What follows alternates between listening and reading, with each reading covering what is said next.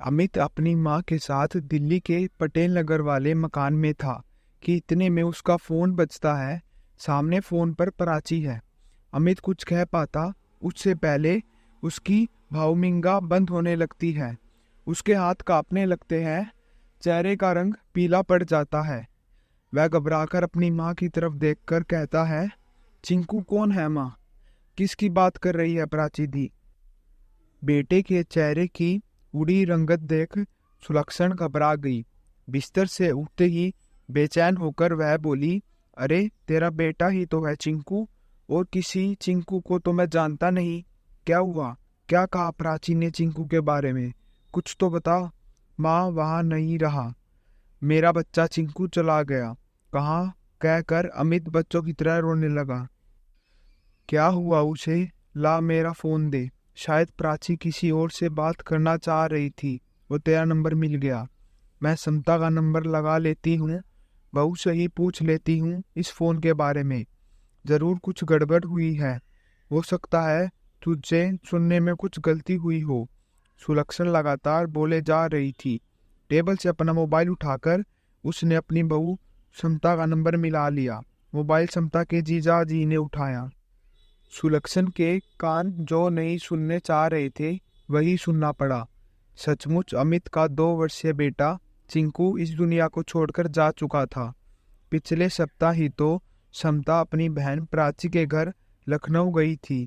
शादी के बाद अमित की व्यवस्था के कारण वह प्राची के पास जा ही नहीं पाई थी। प्राची ही एक बार आ गई थी उससे मिलने। माता पिता तो थे नहीं, इसलिए दोनों बहनों ही एक दूसरे का सहारा थी। कुछ दिनों पहले फोन पर प्राची ने समता से कहा था कि इस बार अपने बच्चों की स्कूल की छुट्टियां में वह कहीं नहीं जाएगी और समता को उसके पास आना ही पड़ेगा। समता और चीकू को लखनऊ छोड़ अमित कल ही दिल्ली वापस आया था। वह गुड़गांव में एक जर्मन एमएनसी में मैनेजर के पद पर था। उस कंपनी का मैनेजमेंट संभालना था, इसलिए वह लखनऊ रुक नहीं पाया और जल्द ही वापस दिल्ली आ गया। घर पहुंचकर उसने जब समता को फोन किया था तो चीकू ने समता के हाथ से मोबाइल छीन लिया था। उसकी नन्ही सी एलो सुनकर रोम रोम खिल रहा था। अमित का प्यार से उसे लव यू बेटा कहकर वह मुस्कुरा दिया था। चीकू ने भी अपनी तोतली भाषा में लप्पू पापा कहकर जवाब दे दिया था। आखिरी बार अमित ने तभी आवाज सुनी थी चीकू की, और अब वह कभी चीकू की आवाज नहीं सुन पाएगा। कैसे हो गया यह सब? दुख में डूबा अमित समता के पास जल्दी ही पहुंचना चाहता था, इसलिए उसने बिना देरी किए फ्लाइट की टिकट बुक करवा लिया और लखनऊ के लिए रवाना हो गया।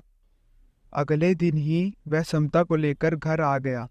उनके घर पहुंचते ही सुलक्षण फूट फूट कर रोने लगी। अमित माँ को कैसे सांत्वना देता, वह तो स्वयं ही टूट गया था। समता चुपचाप जाकर एक कोने में गुमसुम सी होकर बैठ गई। उसकी तो जैसे सोचने समझने की शक्ति ही चली गई थी। वह चंचल स्वभाव की थी। वह लोगों के साथ घूमना मिलना पसंद करती थी, लेकिन अब ना जाने की उसकी दुनिया ही लुट गई हो। धीरे धीरे पड़ोसी एकत्र होने लगे। चीकू की इस तरह अचानक मौत के मुंह में जाने से सब बेहद दुखी थे। कैसा लग रहा हो सकता है सुमता को? खुद स्विमिंग की चैंपियन थी अपने कॉलेज में, और बेटे की छोटी सी टंकी में डूबकर मौत। समता की पुरानी सहेली वंदना दुखी स्वर में बोली, बच्चे जब इकट्ठे होते हैं मनमानी भी तो बहुत करने लगते हैं। ठंडी आह भरते हुए सामने के मकान में रहने वाले मृदुल बोले, हम लोग भी तो एक दूसरे में कभी कभी इतना खो जाते हैं कि बच्चों की सूद लेना ही भूल जाते हैं। क्षमता के पड़ोस में रहने वाली मनोविज्ञान की अध्यापिका मृदुल को जवाब देने के अंदाज में बोल उठी, असली बात तो यह है कि मौत के आगे आज तक किसी की नहीं चली। बाद में बस अफसोस ही तो कर सकते हैं, इसके सिवा कुछ नहीं। एक बुजुर्ग महिला के कहने पर सभी कुछ देर के लिए मौन हो गए। रिश्तेदारों को जब इस दुर्घटना के विषय में पता लगा तो वे प्राची से जानना चाह रहे थे कि आखिर यह सब हुआ कैसे। शोक में डूबी प्राची स्वयं को कसूरवार समझ रही थी। ना ही वह बच्चों को छत पर जाने देती और ना ही यह दुर्घटना घटती। क्यों वह समता के साथ बातों में इतनी मशगूल हो गई कि छत पर खेल रहे बच्चों को झांक भी नहीं देखा। उसके बच्चे भी तो छोटे ही हैं। बेटी सौम्या 7 वर्ष की और बेटा सार्थक 5 वर्ष का। तभी तो वे समझ ही नहीं पाए कि पानी की टंकी में गिरने के बाद चीकू हाथ पैर मारकर खेल नहीं रहा बल्कि छटपटा रहा है। खेल खेल में ही क्या से क्या हो गया।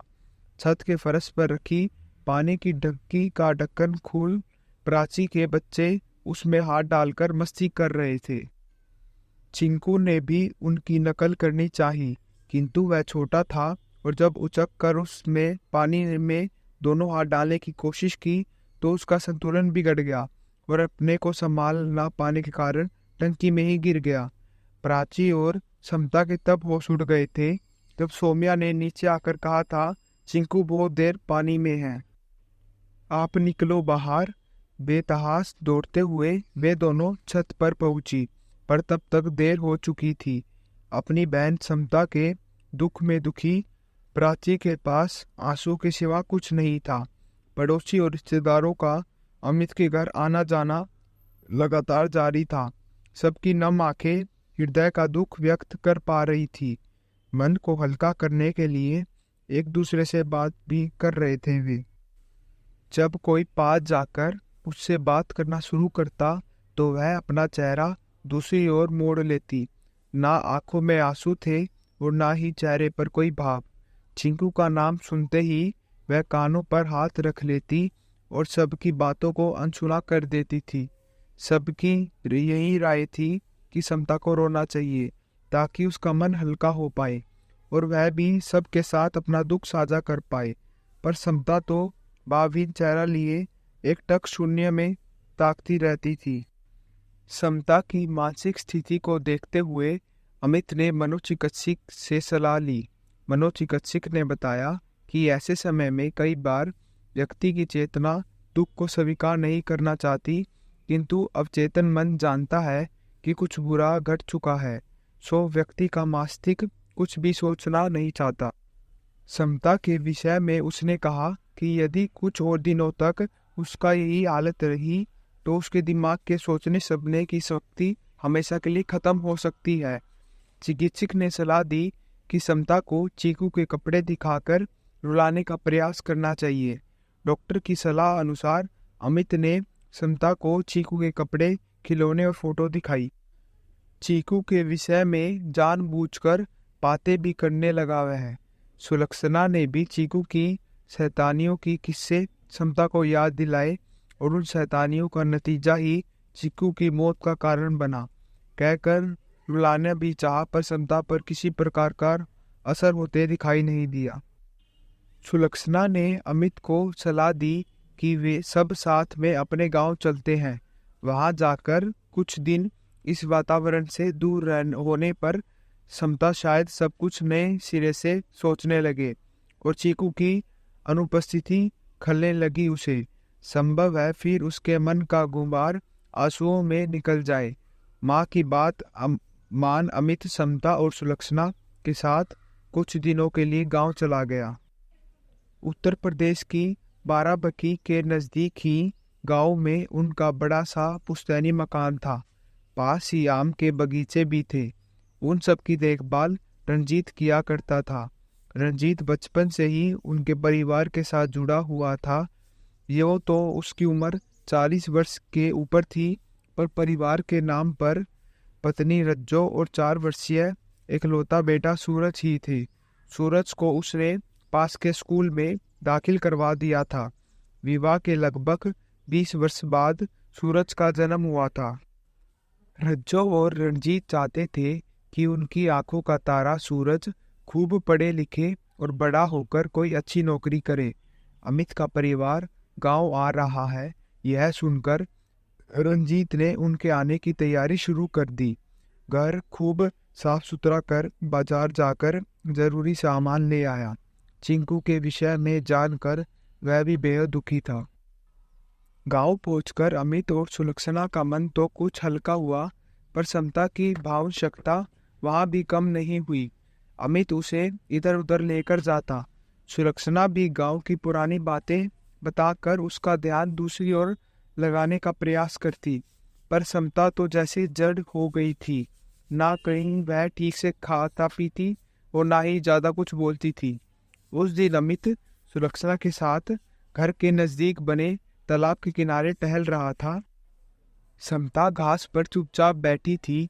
कुछ देर बाद पास के खाली मैदान पर बच्चे आकर क्रिकेट खेलने लगे।